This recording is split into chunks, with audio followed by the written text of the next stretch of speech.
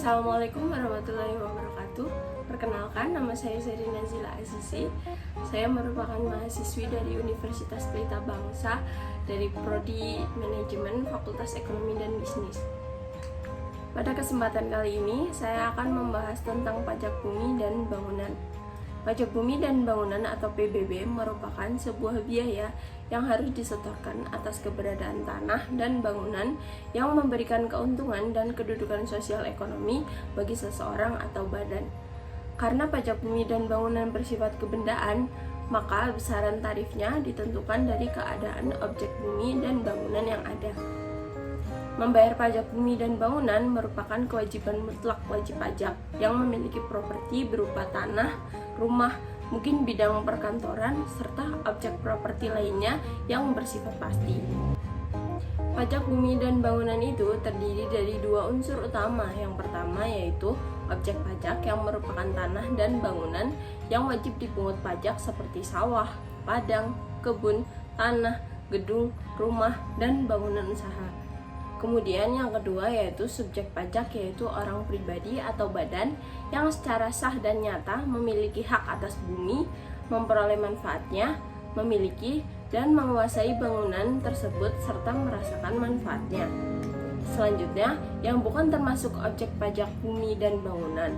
Yang pertama, dipergunakan untuk kepentingan umum dan tidak memperoleh keuntungan di bidang sosial, ibadah, kesehatan, kebudayaan, pendidikan, dan sejarah.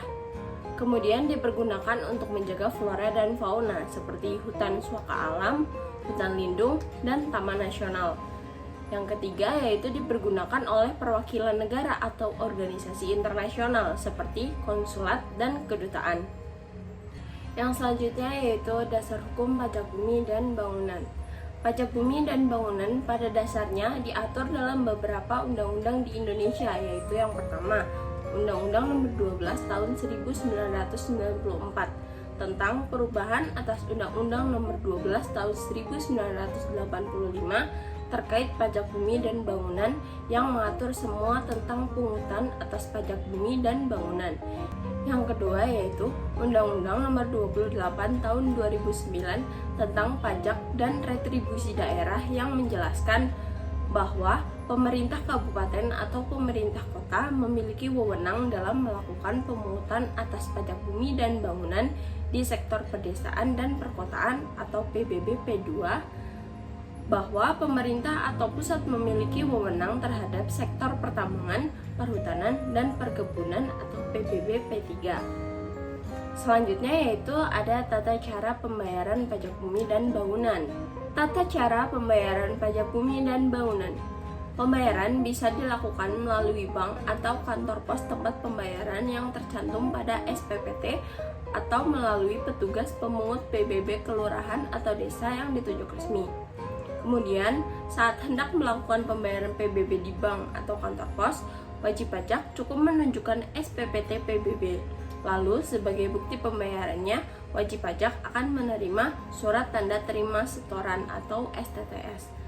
Apabila SPPT tahunan yang bersangkutan belum diterima wajib pajak, maka sepanjang STTS telah tersedia di tempat pembayaran wajib pajak, bisa membayar PBB dengan menunjukkan SPPT tahunan sebelumnya.